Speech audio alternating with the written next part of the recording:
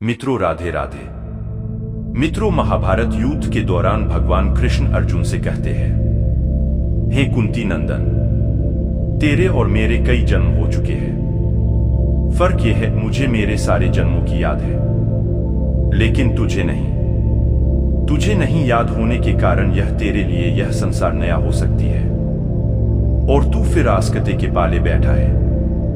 गीता कहता है, जैसे मनुष्य पुराने वस्त्रों को त्याग कर दूसरे वस्त्र का धारण करता है, वैसे ही जीवात्मा पुराने शरीर को त्याग कर दूसरे नए शरीर को प्राप्त होते हैं।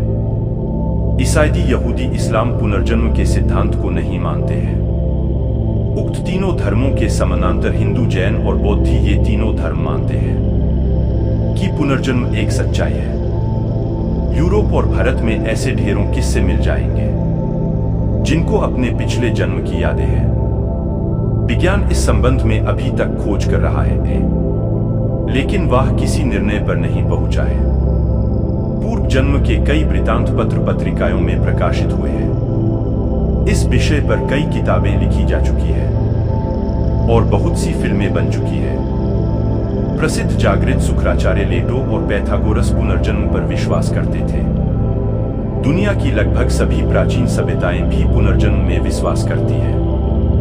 हिंदू धर्म में पुनर्जन्म में विश्वास रखता है। इसका अर्थ है कि आत्मा जन्म व मृत्यु के नियंत्रण पुनरावर्तन की एक सात्मक प्रक्रिया से गुजरती हुई अपने पुराने शरीर को छोड़कर नया शरीर का धारण करती है।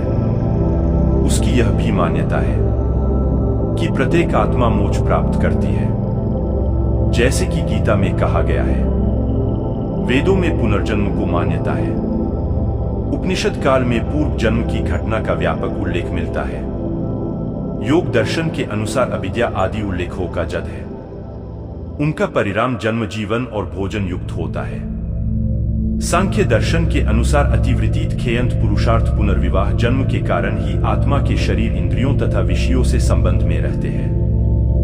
न्याय दर्शन में कहा गया है कि जन्म, जीवन और मरण जीवात्मा की अवस्थाएं हैं। पिछले कर्मों के अनुरूप वह उसे भोगता है तथा नवीन कर्म के परिणाम कर्म को भोगने के लिए वह फिर जन्म लेती है।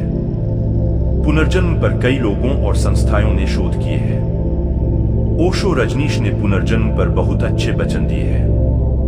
उन्होंने खोलकर पिछले जन्म के बारे में विस्तार से बताया है।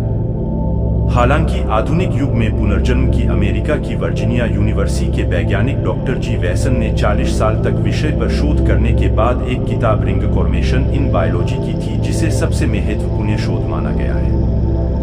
वैज्ञानिक डॉक्टर आंसवेस्टन ने पहली बार वैज्ञानिक शोधों और प्रयोगों के द्वारा पाया कि शरीर न रहने पर भी जीवन का अस्तित्व बनता रहता है। उपयुक्त अवसर आने पर वह अपने शरीर का पार्थिव रूप फिर से रचता है।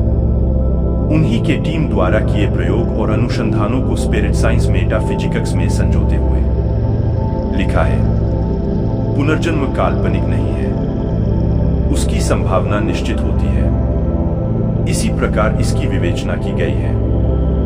पुनर्जन्म में पंचतत्वों का अस्थूल पंचतांतों से मिलकर बना है। आकाश, वायु, अग्नि, जल, धरती। श्री जब नष्ट होता है तो वे उसके भीतर का आकाश में लीन हो जाता है। इसी प्रकार सभी पांचों तत्व अपने अपने जगह में समय जाती है। अंत में बच जाती है राख, जो धरती का हिस्सा है। इसके बाद में है जो बजाता है। इसे कहते हैं आत्मा। आत्मा कभी नहीं मरती। इसी तरह किसी पशु पक्षी की योनि पाने के लिए धरती पर लौटानी पड़ती है। जिसके जैसे कर्म विचार होते हैं, उनको वैसे जन्म मिलते हैं। जीवन मृत्यु का यह चक्र तब तक चलता रहता है कि जब तक आत्मा मोक्ष न प्राप्त कर ले। वीडियो देखने के लिए